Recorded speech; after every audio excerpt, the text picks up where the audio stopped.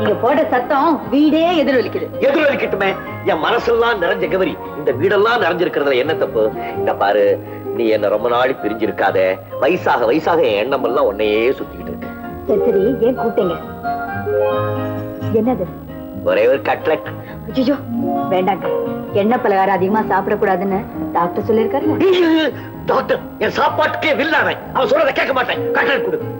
இத பாருங்க, புருஷன் வயிறு நிறைய சாப்பிடறத பார்த்து பூரிச்சு நிக்கிறதா மனைவிக்கு அழகுன்னு சொல்லுவாங்க.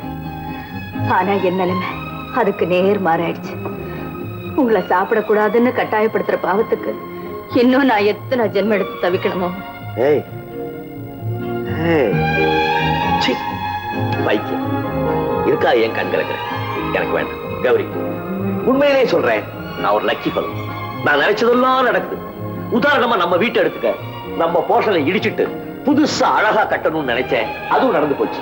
இப்ப நம்ம வீடு நம்ம அந்தஸ்துக்கும் கௌரவத்துக்கும் எவ்வளவு பொருத்தமா இருக்கு.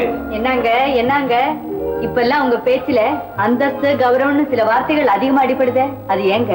அப்படி என்ன காணாத வாழ்வை கண்டுட்டீங்க? உதாரணம் வேணுமா? அன்னைக்கு உன் கழுத்துல ஒரு சின்ன தங்க சங்கிலி இருக்கட்டுமா போகட்டுமான்னு கேட்டுக்கிட்டே இருந்தது. இன்னைக்கு அதே கழுத்துல வயிறு அட்டிக்க மின்னுது இல்ல. உதாரணம் போதுமா? இன்னும் எடுத்து? போதும் போதும், இனிமே உள்ளத நான் சொல்றேன் கேட்டுங்க. என்ன? அன்னைக்கு கௌரியோட புருஷனுக்கு அடக்கம் இருந்தது. இன்னைக்கு மனசு நிறைய அகந்தையும் வீடு நிறைய அந்தஸ்தும் தான் குடியிருக்கு. சரி சரி, எனக்கு நிறைய வேலை இருக்கு, நான் வரேன். பல்ல உடைச்சு கூட பேசுறதெல்லாம் பேசிட்டு போறேன். கையை விடுங்க, பசங்க காலேஜ்ல இருந்து வர்ற நேரம் ஆச்சு. வந்தா எனக்கு அப்பா ஏண்டா உன் தங்கச்சி வரல, சுந்தரி இல்ல வரல, பல்ல உடப்பம் படவா. காலேஜ்ல இருந்து வரும்போது அவளையும் கூட்டிட்டு வரான்னு எத்தனை தடவை உங்ககிட்ட சொல்லியிருக்கேன். அம்மா, நான் படிக்கிறதோ மெடிக்கல் காலேஜ், அவ படிக்கிறது ஆர்ட்ஸ் காலேஜ். நான் எப்படி இங்க இருந்து அங்க போய் அவளை கூட்டிட்டு வர முடியும்? எல்லாம் அவ அமைதியோட வருவா. எனக்கு பசிக்குது, வா. நீ வா. நல்லா இருக்கு.